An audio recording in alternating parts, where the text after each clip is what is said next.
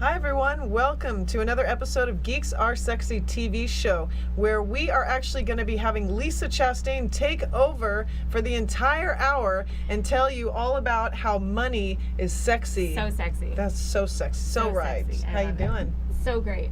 That's so great. I love you being here today. You're on the other side of the table. I know, it feels really good. I know, you're in charge now, which is very different. Mm-hmm. But yes, every first Friday of the month at 4 p.m., Lisa is going to be bringing on her guests, and she's going to be talking all about money topics and secrets and budgeting. And have you been following me on Instagram stories and learning about the 30 days of money budgeting transformation? Well, the money coach is here. She's live in the studio, and I'm so gifted to have her here. I'm super grateful to be here. Absolutely. You've been doing a lot of things. A lot of things with the community, a lot of the things with your book coming out soon. Yes. Your Nabo sisterhood and everything. Yeah. A lot of the things in the works. Yes, a lot in the works and stuff that really matters, in my opinion. Now, you're a big mover and shaker for women entrepreneurs in Las Vegas, and that's what I absolutely love, is that you're going to have some terrific guests later on in the show. Yep. And you're going to be talking all about business and money and what it takes to be an entrepreneur. Now, I think that word is used way too often, so we'll just say self-employed to make it easier. You know, your own boss. Your own boss. Hashtag boss lady, there you go. Right? Yes.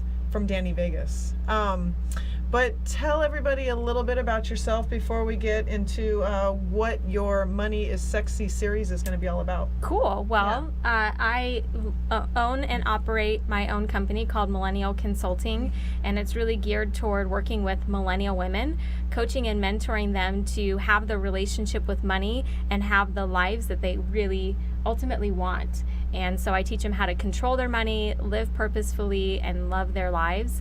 And I have I work with amazing women in my own company, in the community, and I'm grateful to be with you. Thank you. Yeah. And you've been working with millennials for a while. I have, actually. So I worked with college students in my first life, in my first career. I worked at UNLV, and I was the director of advising for the Honors College. So I've always been working with 18 to 20 somethings, but the millennial generation, I just think they're super special and near and dear to my heart, and everybody needs a good mentor, and I'm really grateful I can be one of them. Let's talk about power and youth, and why women especially have such a spark when it comes to creativity.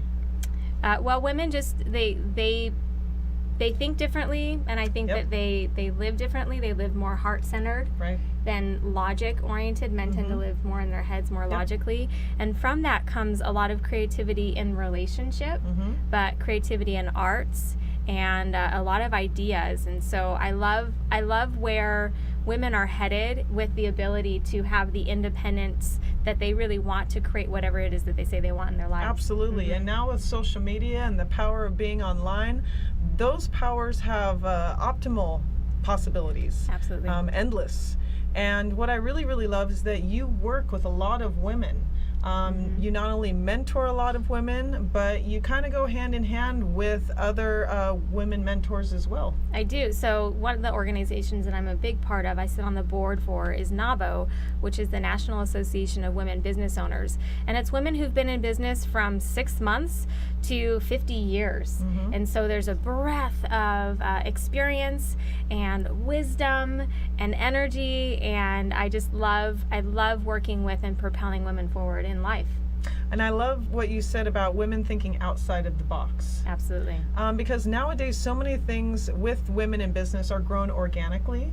I think a lot of women's stories you'll find where people just kind of fall into something that they love and naturally find it on some sort of habitual level where it turns into a business. Right.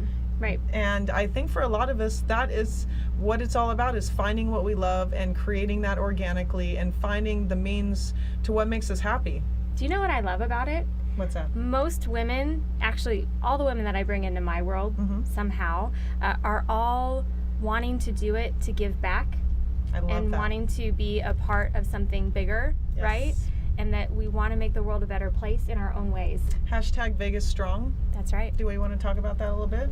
It's been a tough week. Yes, it has. And community involvement has been stronger than ever before. Yeah, I grew up here, right? Yes. And one of the I think falsehoods of what people think Vegas is that they move here and they say there's no community. There's a ton of community. There is. And it's just about finding the right community for you.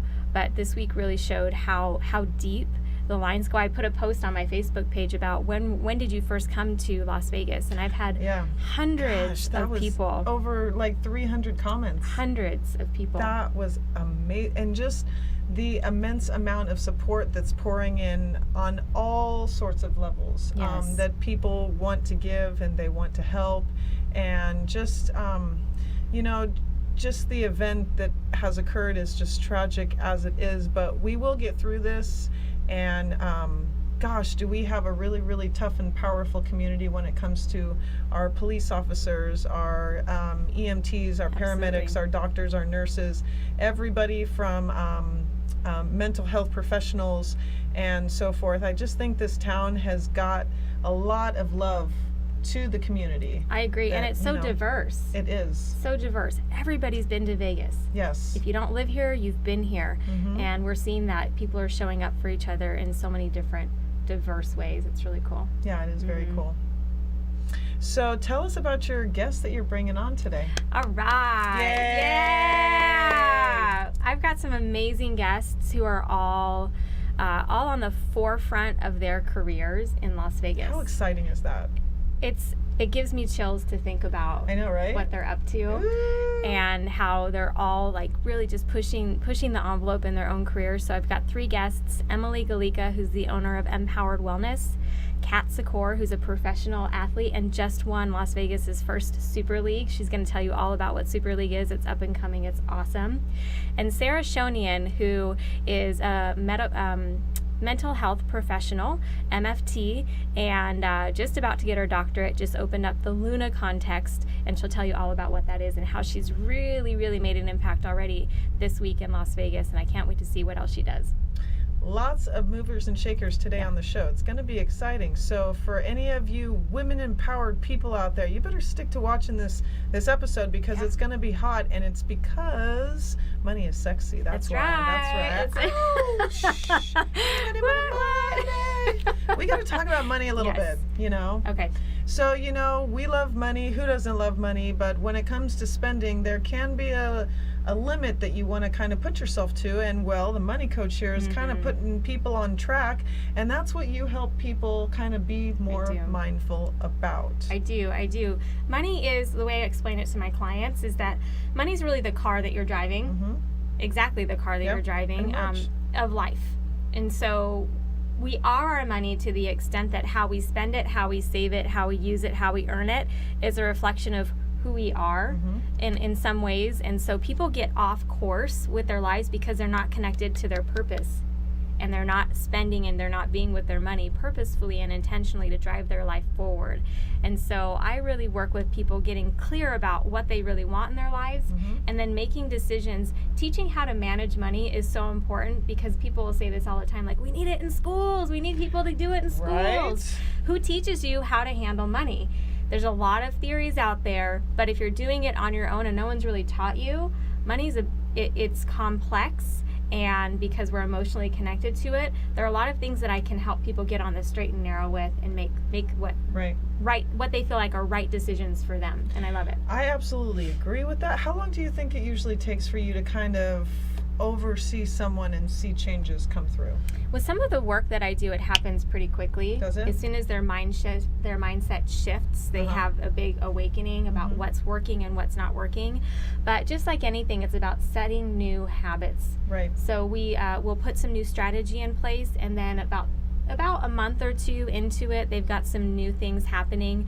But I have women join a 6-month program because life is always evolving, and our relationship with money is always evolving. And I also see that when you do hard work, you don't always see the instant gratification. Right. Sometimes when you do work, you see the results months after that. So I think in this case, that kind of goes with being mindful and having habits. And I think for me, having a journal is...